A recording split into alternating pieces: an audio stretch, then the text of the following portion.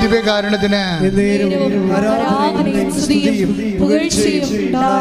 അപ്പോൾ നിന്റെ ആയുസ്സിൻ്റെ നിഴല് കഴിഞ്ഞുപോയ കാലത്തെ തിരിച്ചു തരാൻ കർത്താവിന് കഴിയോ? അതുകൊണ്ടാണ് അച്ഛൻ പറയണത് ഉടമ്പടി അതിൻ്റെ സാധ്യത എന്താണെന്ന് നമുക്ക് ഇപ്പോഴും അറിയാൻ പാടില്ല. ഉടമ്പടിയുടെ സാധ്യത എന്താണെന്ന് ഇപ്പം കണ്ണൊക്കെ പറയാൻ എന്താണ്, അത് നിത്യതയുടെ താക്കോലാണെന്നൊക്കെ അവർ പറയുന്നത്. ഞാൻ അവസാനപ്പെടാത്ത ആൾക്കാരാണ് അനുഭവത്തിൽ നിന്ന് നിത്യതയെക്കുറിച്ചൊക്കെ പറയണത്. എന്തോ ഒരു സംഭവമാണ്.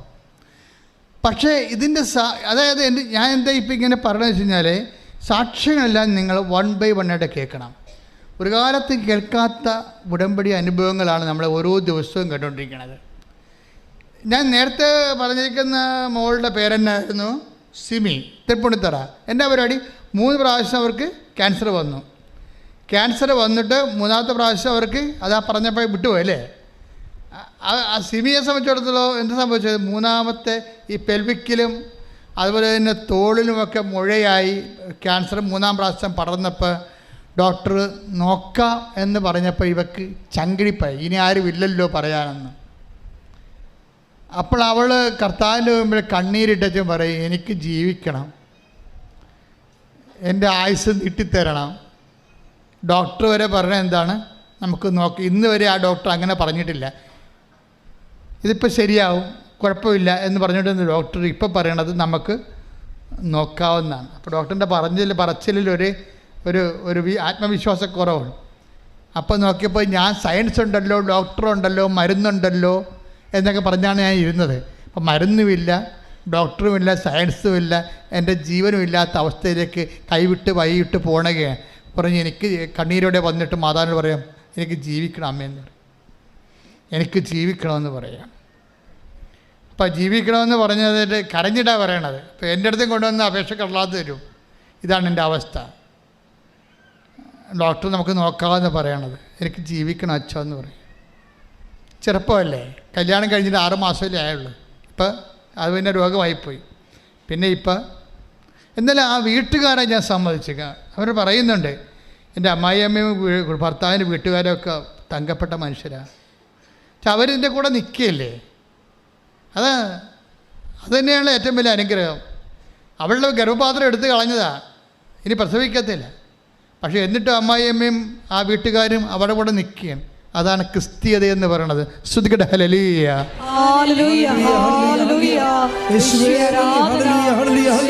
സ്നേഹത്തിന്റെ ആഴങ്ങൾ നമ്മളിലൂടെ ഞങ്ങൾക്ക് ബോധ്യപ്പെടുത്തി തരുന്നതിന് നന്ദി പറയുന്നു.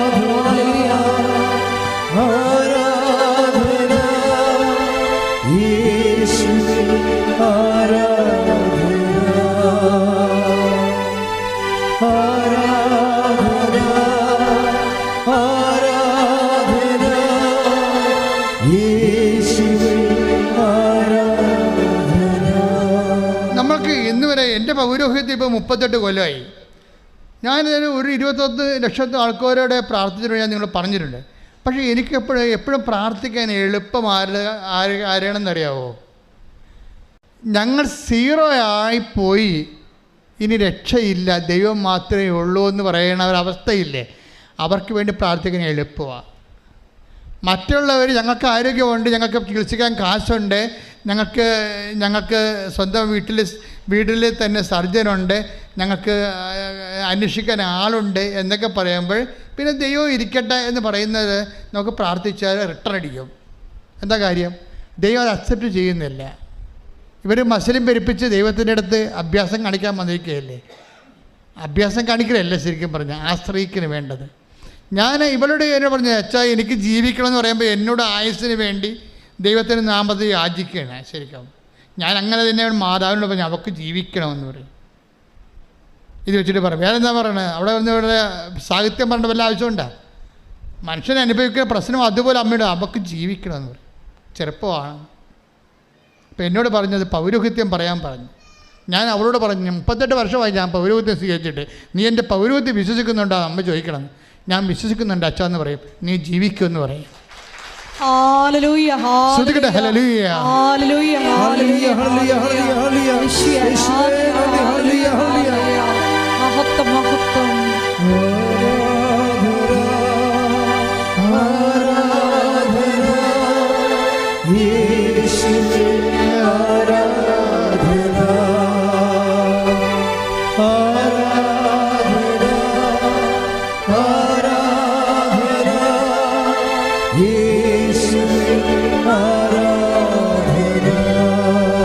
പരിശുദ്ധ പരമ ദിവ്യകാരുണ്യത്തിന് ആരാധനയും സ്തുതിയും പുകഴ്ചയും ഉണ്ടായിരിക്കട്ടെ. എനിക്ക് കിട്ടിയ പൗരോഹിത്യത്തെക്കുറിച്ച് എനിക്ക് നല്ല മതിപ്പാ. എന്താ കാര്യം വെച്ച് കഴിഞ്ഞാൽ, ഞാൻ പട്ടക്കല്യാണത്തിൻ്റെ ദിവസം ഞാൻ എൻ്റെ കുറി, എൻ്റെ കുർബാന ഉടുപ്പ് ഞാൻ തന്നെ ഡിസൈൻ കൊടുത്ത വരപ്പിച്ചത്. അതിൻ്റെ അകത്തൊരു കുഞ്ഞാടാണ് ഉണ്ടായിരുന്നത്. ഒരു കുഞ്ഞാട്, ലോകത്തിൻ്റെ പാപങ്ങളിൽ നീക്കുന്ന ദൈവത്തിൻ്റെ കുഞ്ഞാട്. ഉടുപ്പ് ഇപ്പോഴും സൂക്ഷിച്ചിട്ടുണ്ട്. കുഞ്ഞാടിൻ്റെ നടുക്ക് കൂടി കുരിശു കുത്തി ഇറക്കിയിട്ട് കുഞ്ഞാട് പാപത്തിന് പരിഹാരം ചെയ്യുന്ന ഒരു കുഞ്ഞാടിൻ്റെ രൂപമാണ് എൻ്റെ കുർബാന ഉടുപ്പ് ഉണ്ടായിരുന്നത്. എൻ്റെ കുർബാനയുടെ ഉടുപ്പിൻ്റെ അവിടെ കത്തിൽ അച്ഛന്മാർക്ക് കൊടുത്തിരുന്ന നാട്ടുകാർക്ക് കൊടുത്തിരുന്ന കത്തിൻ്റെ ഒരു 2 ഫ്ലോപ്പ് ഉണ്ടായിരുന്നു. ഒരു ഫ്ലോപ്പിൻ്റെ ഫ്രണ്ടിലൊരു ഫ്ലോപ്പ്, രക്ഷിച്ചവന് തല കൊടുത്തു എന്നും പറഞ്ഞ് ഒരു ചെറിയ കഥയാണ്. രക്ഷിച്ചവന് തല കൊടുത്തു എന്ന് പറഞ്ഞു. എന്താ കാര്യം? ഞാൻ 2ാം ക്ലാസ്സിൽ പഠിച്ചൊരു പാഠമാണ്. ഞാൻ കർത്താവിനെക്കുറിച്ചൊക്കെ ഓർക്കുമ്പോൾ ഞാൻ 2ാം ക്ലാസ്സിലെ പാഠം ഓർക്കും. എന്താ പാഠം എന്ന് വെച്ചാൽ, 2ാം ക്ലാസ്സിൽ ഒരു കർഷകൻ, നിങ്ങളും പഠിച്ചു കാണും ആ പാഠം. 2ാം ക്ലാസ്സിൽ പാഠത്തിലൊരു ഒരു കഥയുണ്ടായിരുന്നു. ഒരു കർഷകൻ ഒരു ചപ്പകൂനയിൽ വന്ന് കുപ്പത്തൊട്ടി വന്ന് നോക്കുമ്പോൾ ഒരു വാഴ വിത്ത് അവിടെ ഇങ്ങനെ ചെതലരിച്ച് കിടക്കണ കണ്ടു. അപ്പം കർഷകൻ ആ വാഴ വിത്ത് എടുത്തുകൊണ്ട് പോയി സ്വന്തം പറമ്പിൽ ചവറെല്ലാം കളഞ്ഞ് വെച്ച് വെള്ളവും ഇട്ട് ഒഴിച്ചൊക്കെ അതിനെ വളർത്തി കുറേ നാളായപ്പോൾ നല്ല ശരിക്കും ചട്ടച്ച് വളർന്ന് ഭംഗിയായിട്ട് വലിയൊരു കൊലയുമായിട്ട് കൊഴിച്ചപ്പോൾ ആ രക്ഷിച്ചവനെ, ആ കർഷകനെ ആ കൊല വെട്ടി കർഷകൻ അരിവാളം കൊണ്ടുവന്നപ്പോൾ തല ചായച്ചു കൊടുക്കുന്ന വാഴയെപ്പോലെ നിൽക്കുകയാണ്. അതാണ് ഞാൻ എൻ്റെ പട്ടക്കല്യാണ പുസ്തകത്തിൽ. അപ്പോൾ എനിക്ക് പൗരോഹിത്യത്തെക്കുറിച്ചും ക്രിസ്തുവിനെക്കുറിച്ചുമൊക്കെ നല്ല ബോധത്തോടെയാണ് പൗരോഹിത്യം സ്വീകരിച്ചത്. കാര്യം കർത്താവ് രക്ഷകനാണെന്നും അവന് ജീവൻ കൊടുക്കാൻ വേണ്ടി മാത്രം അവൻ പോകുന്നവനാണെന്നൊക്കെ മനസ്സിലാക്കിയിട്ട് തന്നെയാണ് പൗരോഹിത്യം. അതാണ് ഞാൻ അവളോട് ചോദിച്ചത്, എൻ്റെ പൗരോഹിത്യം നീ വിശ്വസിക്കുന്നുവോ? കർത്താവ് എനിക്ക് തന്ന പൗരോഹിത്യത്തിലാണ്. അത് കർത്താവിൻ്റെ പൗരോഹിത്യമാണ്. ആ ജനങ്ങളുടെ മുറിവുണക്കുന്നതാണ് അറ്റകൈ പ്രയോഗമുള്ളതാണത്. അവസാനം അത് അറ്റകൈ പ്രയോഗം എന്ന് പറയുന്നത് ഒരു മനുഷ്യൻ തീർന്നു എന്ന് കാണുമ്പോൾ കർത്താവിൻ്റെ നാമത്തിൽ അവന് വേണ്ടി പ്രാർത്ഥിച്ചിട്ട്, നിങ്ങൾക്കറിയാവല്ല എലീശ പ്രവാചകന്റെ പുസ്തകത്തിൽ 2-ാം അധ്യായം 18-ാം വാക്യം വായിച്ച് ശ്രുതികട്ടെ ഹല്ലേലൂയ, ഹല്ലേലൂയ, ഹല്ലേലൂയ, ഹല്ലേലൂയ, ഹല്ലേലൂയ. യേശുവേ നന്ദി, നന്ദി, നന്ദി. ഹല്ലേലൂയ, ഹല്ലേലൂയ, ഹല്ലേലൂയ, ഹല്ലേലൂയ, ഹല്ലേലൂയ, ഹല്ലേലൂയ, ഹല്ലേലൂയ. യേശുവേ സ്തുതി. ഹല്ലേലൂയ, ഹല്ലേലൂയ, ഹല്ലേലൂയ, ഹല്ലേലൂയ, ഹല്ലേലൂയ, ഹല്ലേലൂയ.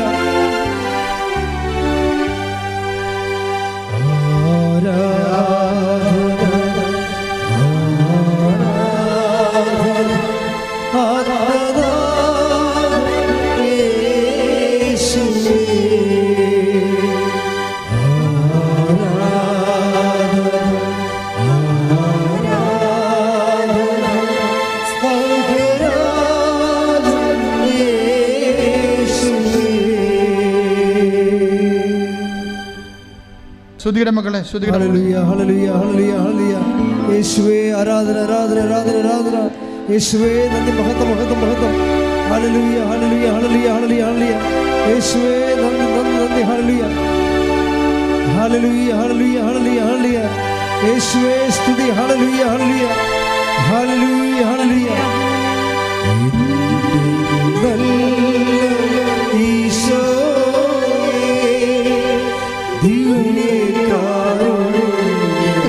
രണ്ട് രാജാക്കന്മാര് 2:18 ശ്രുതിക്കട്ടെ. ഹല്ലേലൂയ.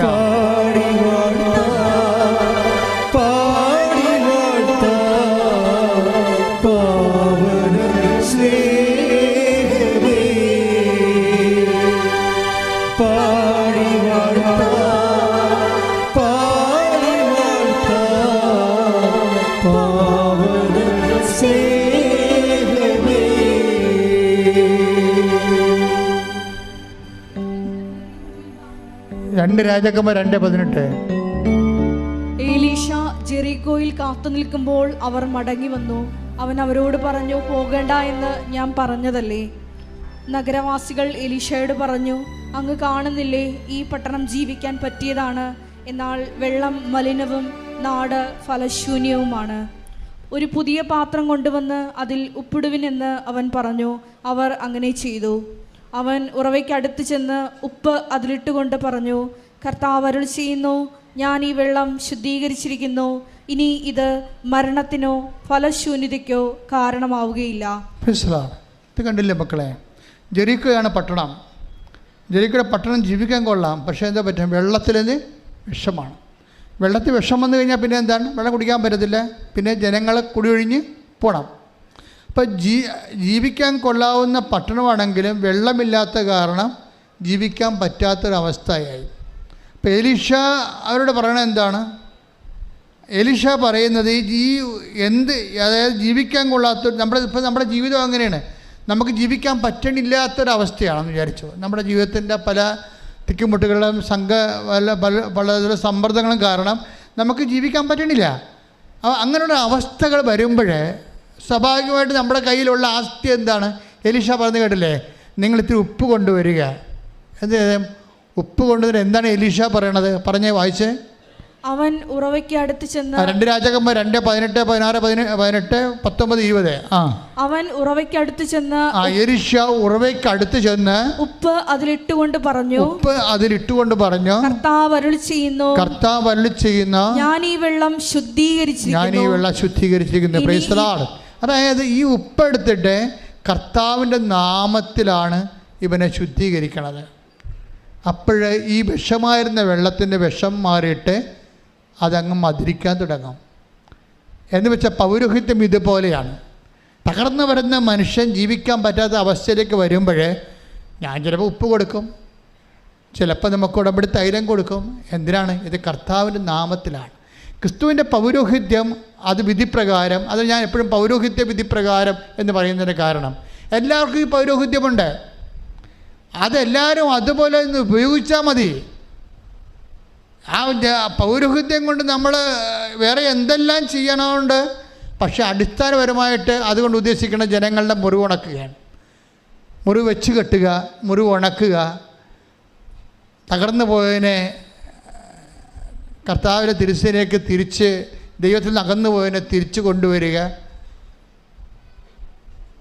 അതുപോലെ തന്നെ ചട്ടം മുടന്നുകൊള്ളതിനെ ചുമലിലേറ്റുക. ഇങ്ങനെ അടിസ്ഥാനപരമായ ജോലി പൗരോഹിത്യത്തിനുണ്ട്. ആ പൗരോഹിത്യത്തിന് അടിസ്ഥാനപരമായ ജോലി അതുപോലെ ചെയ്യുമ്പോഴാണ് ദൈവം നമ്മളെ ശുശ്രൂഷകളെ അടയാളങ്ങൾ നൽകി അനുഗ്രഹിക്കുന്നത്. കാര്യം അതുകൊണ്ടാണ് അന്ന് പറയണത്, നീ എൻ്റെ പൗരോഹിത്യം വിശ്വസിക്കുന്നുണ്ടോ എന്ന് ചോദിക്കുമ്പോൾ അതിൻ്റെ അർത്ഥം എന്നെ വിശ്വസിക്കുന്നുണ്ടോ, ഞാനൊരു അത്ഭുത ജീവിയാണെന്ന് പറഞ്ഞാൽ അല്ല എൻ്റെ അർത്ഥം. എനിക്ക് പട്ടം തന്ന കർത്താവിൽ വിശ്വസിക്കുന്നുണ്ടെന്നാണ് ചോദിക്കണത്.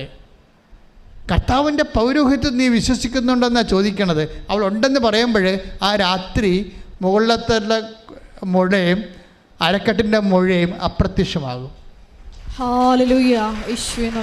അതാണ് ക്രിസ്തുവിൻ്റെ പൗരോഹിത്യത്തിൻ്റെ ശക്തി എന്ന് പറയണത്. നിങ്ങൾ ഈ നേർച്ച വസ്തുക്കൾ ഉപയോഗിക്കുമ്പോൾ സൂക്ഷിക്കണം. കാര്യം എന്ന് വെച്ച് കഴിഞ്ഞാൽ അത് ദൈവത്തിൻ്റെ ശക്തിയിൽ ആശ്രയം നിങ്ങൾക്ക് നൽകുമ്പോൾ നിങ്ങളുടെ ജീവിതവും വിശുദ്ധതയോടെ പൂർണ്ണ ഹൃദയത്തോടെ ദൈവത്തിൻ്റെ സ്നേഹത്തെ പ്രതി പുനഃക്രമീകരിച്ചുകൊണ്ട് ദൈവത്തിന് പ്രവർത്തിക്കാൻ, ദൈവത്തിന് വേണ്ടി ജീവിക്കാൻ വേണ്ടി മാത്രമുള്ള കൊതിയും അതുപോലെ ആർജവത്വം ഉണ്ടായി കഴിയുമ്പോൾ ഉടമ്പടി ഒന്നല്ല 9 കാര്യം ഉടനെ നടക്കും. ശ്രദ്ധിക്കട്ടെ, ശ്രദ്ധിക്കട്ടെ. ഹല്ലേലൂയ, ഹൃദയത്തോടെ വിശ്വസ്തയോടെ നിനക്ക് ശുശ്രൂഷ ചെയ്യുവാൻ ഈ ആരാധനയോടെ ഞങ്ങളെ അഭിഷേകം ചെയ്യണമേ. ഹല്ലേലൂയ.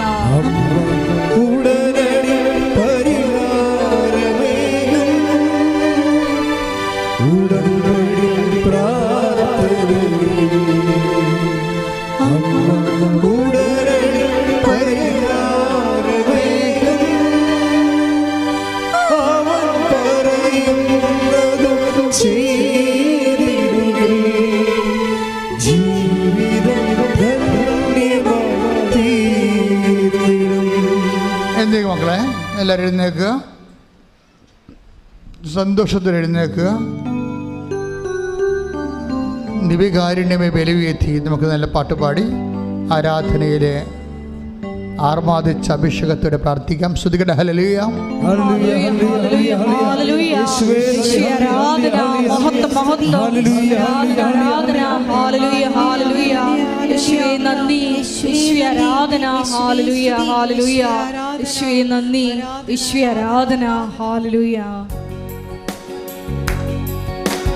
കരങ്ങളടിച്ച് ദൈവസ്നേഹത്തോടെ ചേർന്ന് പാടാം.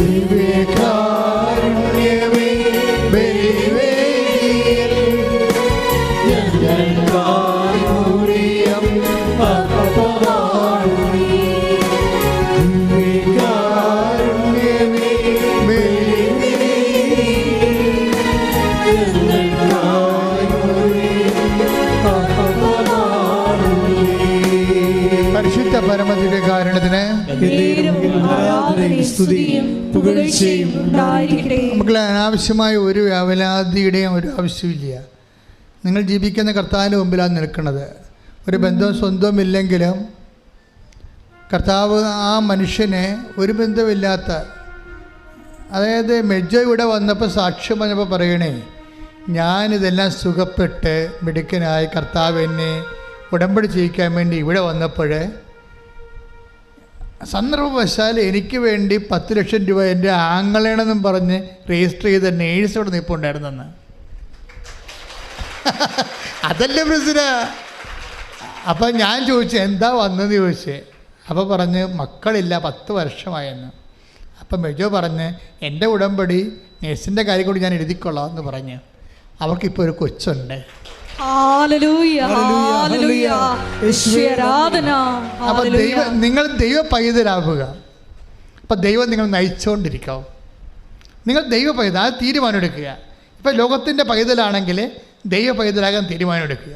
ദൈവത്തിനെക്കുറിച്ച് ചിന്തിക്കുക, എപ്പോഴും ദൈവത്തിന് വേണ്ടി ജീവിക്കുക, ദൈവത്തിന് വേണ്ടി പ്രേക്ഷിത വേല ചെയ്യുക, ദൈവത്തിന് വേണ്ടി ജാതിയും മതവും നോക്കാതെ എല്ലാ സങ്കടക്കാരെയും ചേർത്ത് വെക്കുക. ആ ദൈവത്തിന് വേണ്ടിയാണെന്ന് ഈശോയോട് പറയുക. അങ്ങനെ ആത്മബന്ധത്തിൽ ഈശോയിൽ വളരുക. ശ്രദ്ധിക്കട്ടെ.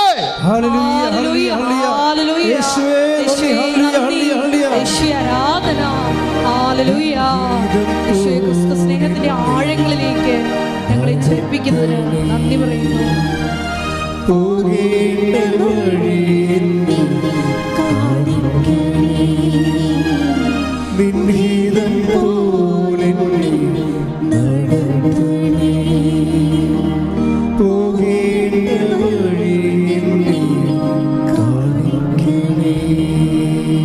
പരിശുദ്ധ പരമദിവ്യകാരുണ്യത്തിന് അപ്പോൾ ദൈവത്തിൻ്റെ കയ്യിൽ ഒന്നിനും ഒരു കുറവുമില്ല. ഉടമ്പടിയിൽ എന്ത് സംഭവിക്കാമെന്ന് മനസ്സിലായില്ലേ? ദൈവം നയിച്ചുകൊണ്ടിരിക്കുന്ന ഒരു സമൂഹമാണ് ഈ ആധുനിക കാലത്തെ. കറക്റ്റായിട്ടുള്ള ദൈവജനമാണ് നമ്മൾ. ശ്രദ്ധിക്കട്ടെ. ഹല്ലേലൂയ.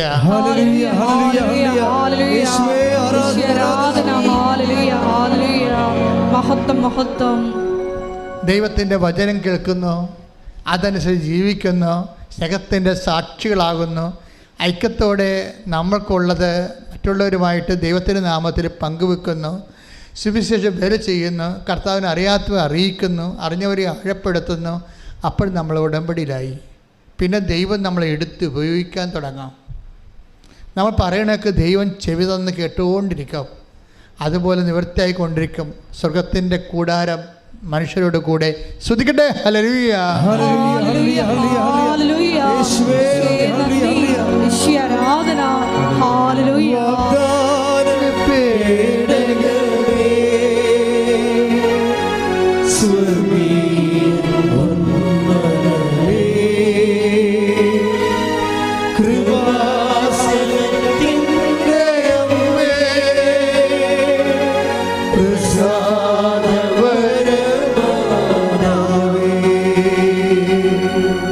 പരിശുദ്ധ പരമദിവ്യകാരുണ്യത്തിന് മത്തായി 3:9 നമ്മൾ വായിച്ചു. നിങ്ങൾക്ക് അവരുണ്ട്, ഇവരുണ്ട്, അതുണ്ട്, ഇതുണ്ട്, ഒന്ന് പറയണ്ട. ഞങ്ങൾക്ക് നമ്മുടെ ഇല്ലായ്മകൾ പറയാനാണ് പരിശുദ്ധ അമ്മ ഇവിടെ നിങ്ങളെ കാത്തിരിക്കുന്നത്. അല്ല, ഉണ്ടെന്ന് പറയാനില്ല. ആധ്യാത്മിക ജീവിതത്തിൽ ഉണ്ടെന്ന് പറയണത് നെഗറ്റീവ് ഇഫക്റ്റും ഇല്ലെന്ന് പറയണത് പോസിറ്റീവ് ഇഫക്റ്റുമാണ്. ഞങ്ങൾക്ക് എബ്രാഹത്തിൻ്റെ സന്തതികൾ, ഞങ്ങൾക്ക് പിതാവ് എബ്രാഹം ഉണ്ട് എന്ന് പറയുമ്പോൾ അവർ റിജക്റ്റായപ്പെടുകയും അവർക്ക് വീഞ്ഞില്ല എന്ന് പറയുമ്പോൾ അവർ അനുഗ്രഹിക്കപ്പെടുകയും ചെയ്യുന്ന ദൈവത്തിൻ്റെ ഒരു മനസ്സിൻ്റെ ഒരു ആവിഷ്കാരമാണ് ഉടമ്പടി. ശ്രദ്ധിക്കട്ടെ. ഹല്ലേലൂയ.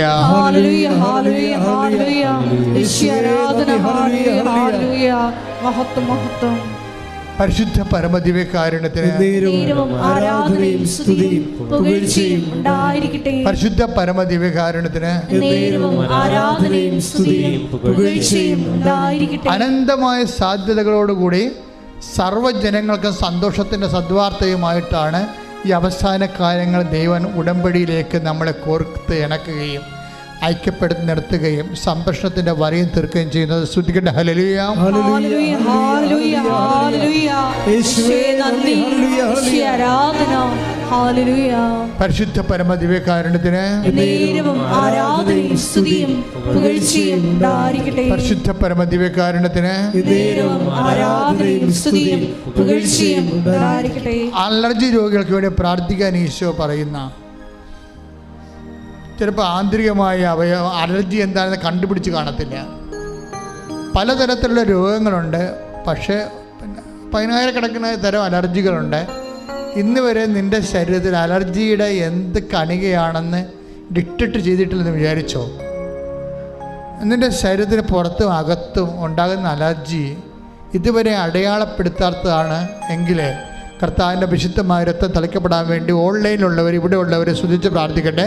ഇപ്പോൾ കർത്താവ് അത്ഭുതങ്ങളും അടയാളം കാണിക്കും. ശ്രുതികട്ടെ, ശ്രുതികട്ടെ, ശ്രുതികട്ടെ.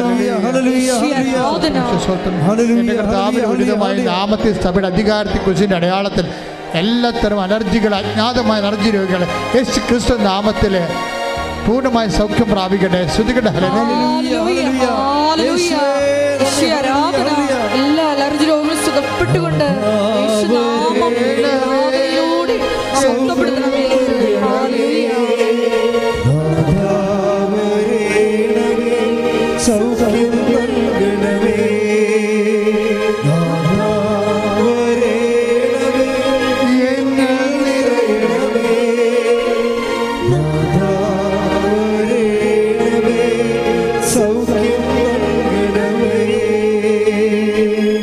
സമ്പത്തില്ല, അതുപോലെ തന്നെ നമ്മുടെ പൈസ കുടുങ്ങിപ്പോയി, പലരുടെ കയ്യിലായിപ്പോയി.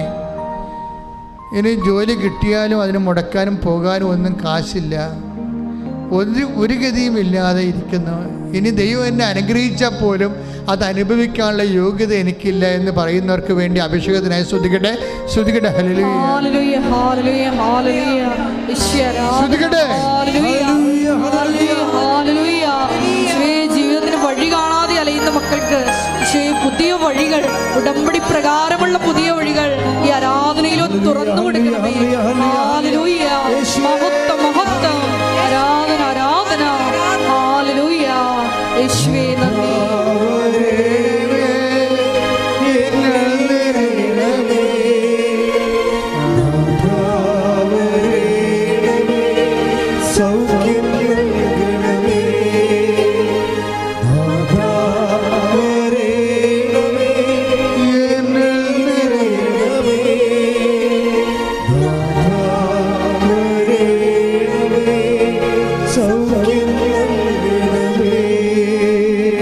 പരമദിവ്യകാരുണ്യത്തിന് നേരവും ആരാധനയും സ്തുതിയും പുകഴ്ചയും ഉണ്ടായിരിക്കട്ടെ. പല വിഷയങ്ങൾ കൊണ്ട് ജീവിതം മടുത്തു പോയവരുണ്ട്.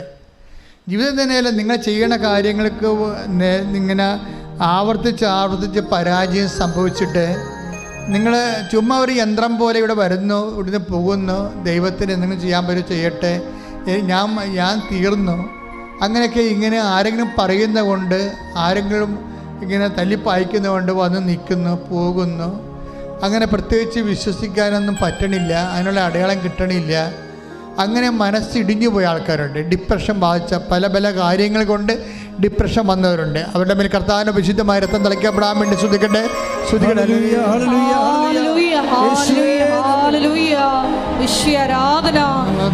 മാനസികമായി തളർന്നിരിക്കുന്ന മക്കൾക്ക് ഈ ആരാധനയിൽ ശക്തിപ്പെടുത്തണമേ, വഴി നടക്കണമേ.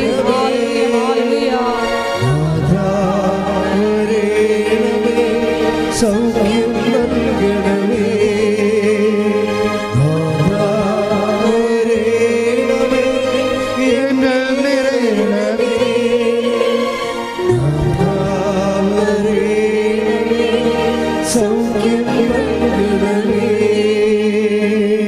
ചിലപ്പോൾ നമുക്കൊരു മനസ്സിന് ഒരു ധൈര്യമില്ല എന്ന് പറഞ്ഞു കഴിഞ്ഞാൽ ഞാൻ ഉദ്ദേശിക്കുന്നത് ഇതാണ്. ഇപ്പോൾ ഒത്തിരി കൊതിച്ചിട്ട് ഇപ്പോൾ ചിലർക്ക് എൻ്റെ അടുത്ത് ഒരു ലിസ്റ്റ് തരും. അച്ഛാ ഞങ്ങൾ പിരിഞ്ഞ് താമസിക്കുകയാണ് അച്ഛാ, എന്നാലും ഞങ്ങൾക്കൊന്ന് കൂടി താമസിക്കാൻ ആഗ്രഹമുണ്ട്, പക്ഷേ എന്തെങ്കിലും അമ്മ ചെയ്തേ പറ്റത്തുള്ളൂ. അപ്പോൾ ഭയങ്കര കൊതിയാണ്. എന്തോ ഒരു പ്രത്യേക കാലത്ത് അവർ പിരിഞ്ഞു പോയതാണ്, വിവാഹ ഭാര്യയും ഭർത്താവും. പക്ഷെ ഇപ്പോൾ ചിന്തിച്ചിട്ട് പ്രത്യേകം അങ്ങനെ പിരിയേണ്ട ഒരു കാര്യമായിട്ട് ഉണ്ടായിട്ട് തോന്നണില്ല. ഒന്ന് ക്ഷമിച്ചാൽ മതിയായിരുന്നു, അല്ലെങ്കിൽ കണ്ടില്ലെന്ന് വെച്ചാൽ മതിയായിരുന്നു. പക്ഷെ അങ്ങനെ ഒത്തില്ല. അങ്ങനെ അബദ്ധങ്ങളെല്ലാം പഴയ കാലങ്ങളിൽ സംഭവിച്ചു പോയി. അത് വേണമെങ്കിൽ ക്ഷമിച്ചാൽ മതിയായിരുന്നു, നമ്മുടെ ജീവിതം പോകത്തില്ലായിരുന്നു. അപ്പം അങ്ങനെ ഉള്ളവരെ ജീവിതം കൈവിട്ടു പോയി അത് തിരിച്ചു പിടിക്കണമെന്ന് ആഗ്രഹമുള്ള പലരുണ്ട്. ചിലപ്പോൾ ഒരു വാക്ക്, ചിലപ്പോൾ ആ പേപ്പർ എനിക്ക് കിട്ടിയിരുന്നെങ്കിൽ ആ ജോലി ഇന്നതിന് കിട്ടിയേരം, അത് സമയത്ത് പിറ്റേ ദിവസമാണ് അല്ലെങ്കിൽ പിറ്റേ ആഴ്ചയിലാണ് പോസ്റ്റ്മാൻ തന്നത്, അല്ലെങ്കിൽ ഞാൻ ഇമെയിൽ കണ്ടത്, അങ്ങനെ നഷ്ടപ്പെട്ടു പോയി എന്ന് പറഞ്ഞാൽ അത് ഓർത്ത് ഇപ്പം തന്നെ അത് ഓർത്ത് ഇപ്പോഴും അത് തന്നെ ഓർത്ത് വേറെ ഒന്നും ചെയ്യാതെ വിഷമിച്ചിരിക്കുന്ന കാലം കഴിഞ്ഞു പോയല്ലോ എന്നൊക്കെ വിചാരിച്ചുകൊണ്ട് കാലം കഴിഞ്ഞു പോയെന്ന് നിരാശപ്പെട്ടിരിക്കുന്ന മക്കളുണ്ട്. അവരുടെ മേലെല്ലാം കർത്താവിൻ്റെ വിശുദ്ധ രക്തം, മരിച്ചുയർത്തെഴുന്നേറ്റവൻ്റെ ഉത്ഥാനത്തിൻ്റെ ശക്തിയുടെ രക്തം പടരട്ടെ. ശ്രുതികട്ടെ ഹല്ലേലൂയ. ഓൺലൈനിലുള്ളവർ ശ്രദ്ധിക്കുക, നിങ്ങളുടെ മേൽ കർത്താവിൻ്റെ ഉത്ഥാനത്തിൻ്റെ ശക്തിയുടെ രക്തം പടരുന്നത്. ശ്രുതികട്ടെ ഹല്ലേലൂയ.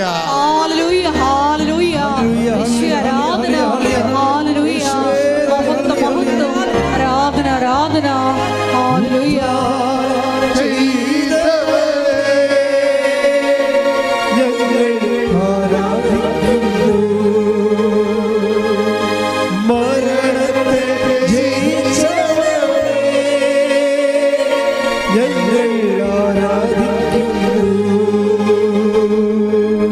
ഒത്തിരി പേര് വീടും കൂടുമൊക്കെ ചുറ്റും അതുപോലെ തന്നെ വിറ്റും പണയപ്പെടുത്തിയൊക്കെ മക്കളുടെ ഈ കലാപറിച്ച് വീട്ടിൽ കിടന്ന് ബഹളം ഉണ്ടാക്കുന്ന കാരണം മനസ്സോടെ സമ്മതിച്ചിട്ട് വീടും പണവും മറ്റുള്ളവർ അംഗങ്ങളെ മറ്റുള്ള മക്കളൊക്കെ വന്ന് കൂടെ ഉണ്ട്, അവർക്ക് കിട്ടേണ്ടത് പോലും കിട്ടാത്ത രീതിയിൽ ആ ഷാഢ്യം കാരണം ചില തീരുമാനങ്ങൾ വീട് വിൽപ്പനയെക്കുറിച്ചും അതുപോലെ തന്നെ സ്ഥല വിൽപ്പനയെക്കുറിച്ചൊക്കെ ചിന്തിച്ച് ആരെങ്കിലും ഒരു മകൾക്ക് വേണ്ടി കുടുംബം മുഴുവനും ബലിയാകേണ്ട രീതിയിലുള്ള അന്ധമായ തീരുമാനങ്ങൾ എടുക്കാൻ പറ്റാതെ എടുക്കാതെ നിവൃത്തിയില്ലാത്ത രീതിയിൽ അകപ്പെട്ടിരിക്കുന്ന മാതാപിതാക്കന്മാരും വീട്ടുകാരും ഉണ്ട്. അതുപോലെ തന്നെ മറ്റുള്ളവരുടെ മോഹവലയത്തിൽ അകപ്പെട്ടിട്ട് ജീവിതം നശിച്ചു പോകാൻ പോകുന്ന ആൾക്കാരുണ്ട്. അവിടെ പോയാൽ എല്ലാം ശരിയാകുമെന്ന് വിചാരിച്ചുകൊണ്ട് പൈസ കൊടുത്ത് കാത്തിരിക്കുന്നവരുണ്ട്, പൈസ കൊടുക്കാൻ പോകുന്നവരുണ്ട്. ഇതിൽ തിന്മയുണ്ട്. നിങ്ങൾക്കത് ഗുണം പിടിക്കത്തില്ലെങ്കിൽ കർത്താവ് നിങ്ങളെ രക്ഷിക്കാൻ വേണ്ടി വിടുതലിന് വേണ്ടി സ്തുതിക്കട്ടെ ഹല്ലേലൂയ.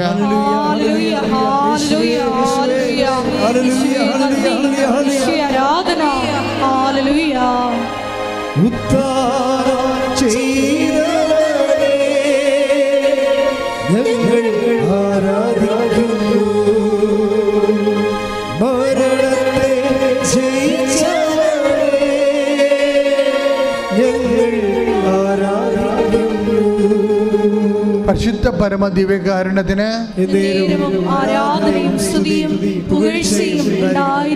അകപ്പെട്ട ജീവിതങ്ങൾ, മുരടിച്ച ജീവിതങ്ങൾ. ഇപ്പം ഇന്നലെ ഒരു സാക്ഷി ഇവിടെ ഉണ്ടായിരുന്നു. അച്ഛൻ്റെ അഭിപ്രായം, നിങ്ങളെ പ്രതീക്ഷകളെ ഇപ്പം ഞാൻ പറഞ്ഞ ലേഡിക്ക് ഗർഭപാത്രം പോലും ഇല്ല, അവൾ ചെറുപ്പക്കാരത്തിയാണ്, എന്നിട്ട് അവർ ദൈവത്തിൽ വിശ്വസിച്ച് സന്തോഷിച്ച് ജീവിക്കുക. അവർ അങ്ങനെ അതായത് എന്തെങ്കിലും നഷ്ടപ്പെട്ടെന്ന് വിചാരിച്ചുകൊണ്ട് ജീവിതം പോയത് നിങ്ങൾ തീരുമാനിക്കരുത്. ദൈവം നഷ്ടപ്പെട്ടാൽ മാത്രമേ ജീവിതം പോകത്തുള്ളൂ, അല്ലെങ്കിൽ ജീവിതം പോകത്തില്ല. ദൈവത്തെക്കാൾ നിങ്ങളുടെ ജീവിതത്തെക്കാൾ വലുതാണ് ദൈവം. ശ്രുതികട്ടെ ഹല്ലേലൂയ.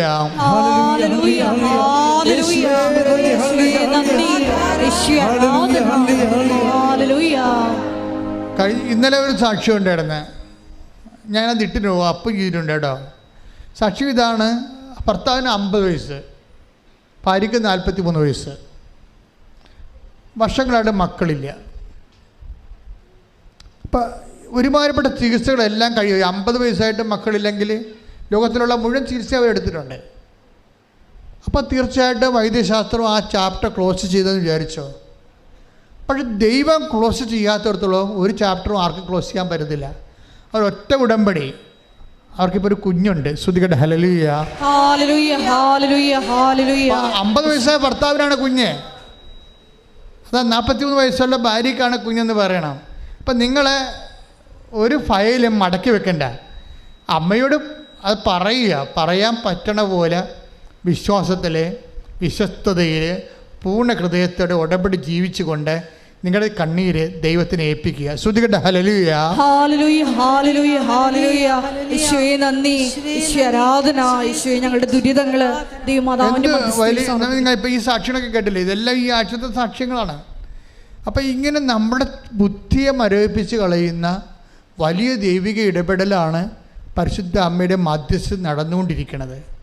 അപ്പം അതുകൊണ്ട് തന്നെ എൻ്റെ മക്കൾ ഇങ്ങനെ രുചിച്ച് നോക്കാതെ, കറിക്ക് ഉപ്പ് നോക്കണ പോലെ ഉടമ്പടിക്ക് ഉപ്പ് നോക്കാതെ, മര്യാദക്ക് അതിൻ്റെ കറക്റ്റ് കാര്യങ്ങളും അതിൻ്റെ അരുവി മനസ്സിലാക്കിയിട്ട് ഉടമ്പടിയിൽ അങ്ങോട്ട് പൂർണ്ണമായിട്ട് സമർപ്പിതരാകാൻ വേണ്ടിയും ഉടമ്പടി പ്രകാരം ജീവിക്കാൻ വേണ്ടി തീരുമാനിച്ചുകൊണ്ട് ദൈവത്തിൻ്റെ സ്വന്തമാകുക. ശ്രുതികട്ടെ ശ്രുതികട്ടെ.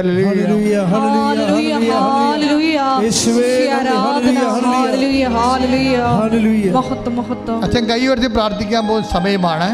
ജോലി, വീട്, വിവാഹം, ജീവിതം, തടസ്സം, കേസ്, ഡൈവേഴ്സ്, വിദേശ ജോലി, നിങ്ങളുടെ രോഗങ്ങൾ, അതുപോലെ കുടുംബത്തിന് സമാധാനം ഇല്ലാത്ത അവസ്ഥകൾ, വീട് പണി തകിടം മറിഞ്ഞിരിക്കുന്നത്, അതിൻ്റെ പണം വേറെ എടുത്ത് ചിലവാക്കിയിട്ട് ഇപ്പോഴ് കടക്കാരായി ഇരിക്കുന്നവരും, പലതരത്തിലും പട്ടിണികൾ പോലും അനുഭവിക്കുന്ന ആൾക്കാരുണ്ട്. അവരെല്ലാം ഓർത്ത് പ്രാർത്ഥിക്കാൻ പോകുന്നു. പിരിഞ്ഞ് താമസിക്കുന്നവരെ, ഐക്യപ്പെടാൻ ആഗ്രഹിക്കുന്നവർ, മക്കളില്ലാത്തവർ, മക്കൾ ദുർനടപ്പിൽ പെട്ടുപോയവർ, മക്കൾ ചീത്ത പ്രണയങ്ങളിൽ അകപ്പെട്ട് ജീവിതം പോയവർ, മക്കൾ വഴിവിട്ടു പോയവർ ഒക്കെ തിരിച്ചു വരാൻ വേണ്ടി ആഗ്രഹിക്കുന്നവരുണ്ട്. വലിയ മാരകമായ വിഷത്തിൽ, അതുപോലെ തന്നെ ശീലത്തിലും കഞ്ചാവ് പോലെയുള്ള പലതരത്തിലുള്ള ദുശ്ശീലങ്ങൾ അകപ്പെട്ടു പോയവർ, ഇങ്ങനെയുള്ള എല്ലാ ആൾക്കാർക്കും വേണ്ടി പ്രാർത്ഥിക്കുന്ന സമയമാണ്. എൻ്റെ മക്കളെ അതിശക്തമായി സൂചിച്ചാൽ മതി. ആ പരിശുദ്ധ അമ്മ ഇടപെട്ടുകൊണ്ട് നിങ്ങൾക്കും ഈ ആൾക്കാർക്ക് ഒരു സാക്ഷ്യം പറയാൻ പറ്റുന്നൊരു ദിവസമുണ്ട്. ശ്രുതികട ഹല്ലേലൂയ. കർത്താവ് നിന്റെ ഉന്നതമായ നാമത്തിന് സ്വന്തം. കർത്താവ് നിന്റെ വിശുദ്ധ പൗരോഹിത്യത്തെ മഹത്വപ്പെടുത്തണം.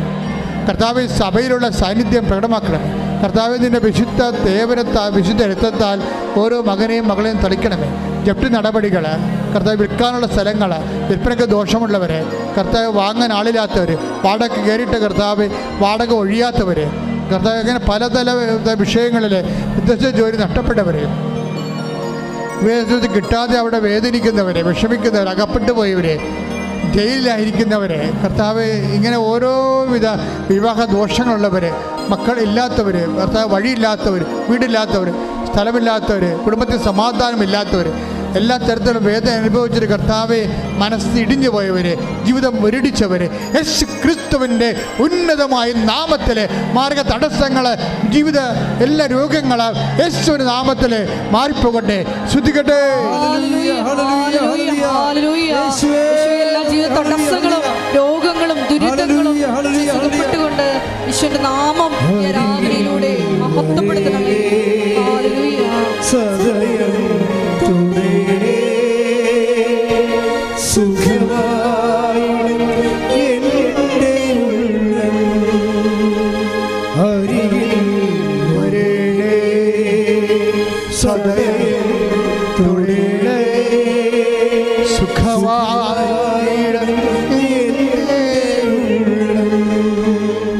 മകളെ മുട്ടി നിൽക്കുക. അച്ഛൻ വിട്ടുപോയ നിങ്ങളുടെ സ്വകാര്യമായ എന്തെങ്കിലും വിഷയങ്ങളുണ്ടെങ്കിൽ ഈ അനുഗ്രഹത്തിൻ്റെ സമയത്ത് അമ്മയുടെ മധ്യത്തിൽ ഈശോയ്ക്ക് സമർപ്പിക്കുക.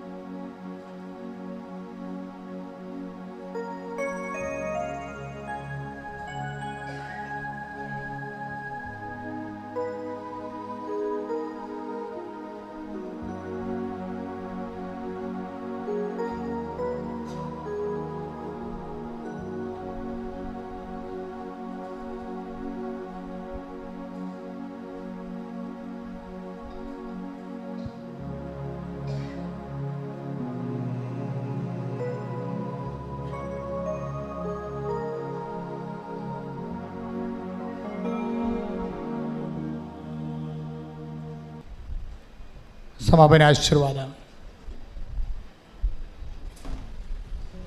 ഒരിക്കൽ കൂടി മരിയൻ ഉടമ്പടിയിൽ സമർപ്പിച്ചിരിക്കുന്ന എല്ലാ വിഷയങ്ങളും ദൈവമാതാവിൻ്റെ മധ്യസ്ഥയിൽ ദിവ്യകാരുണ്യ സന്നിധിയിൽ നമുക്ക് ഒരു നിമിഷം സമർപ്പിച്ച് പ്രാർത്ഥിക്കാം. പൂർണ്ണ ഹൃദയത്തോടെ വിശ്വസ്തയോടെ നിന്റെ മുമ്പിൽ വ്യാപരിക്കാനുള്ള കൃപ മരിയൻ ഉടമ്പടി എടുത്തിട്ടുള്ള ഞങ്ങൾക്ക് എല്ലാവർക്കും ഈ ആരാധനയിലൂടെ നൽകണമേ എന്ന് ഞങ്ങൾ പ്രത്യേകം പ്രാർത്ഥിക്കുന്നു. ഞങ്ങളെല്ലാവരെയും മരിയൻ പ്രത്യക്ഷീകരണത്തിൻ്റെ സാക്ഷികളാക്കി ഉയർത്തണമേ എന്ന് പ്രാർത്ഥിച്ചുകൊണ്ട് ശിരസ് നമിച്ച് നമുക്ക് ദിവ്യകാരുണ്യനാഥൻ്റെ ആശീർവാദം സ്വീകരിക്കാം.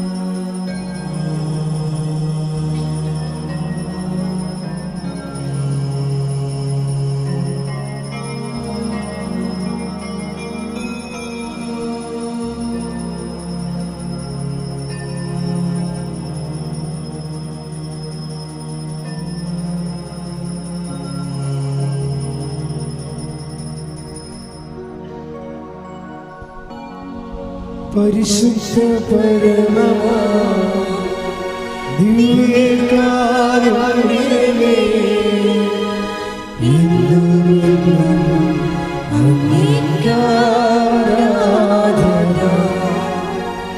പരിശുദ്ധ പരമമാ ദിവ്യകാരുണ്യമേ, എന്നും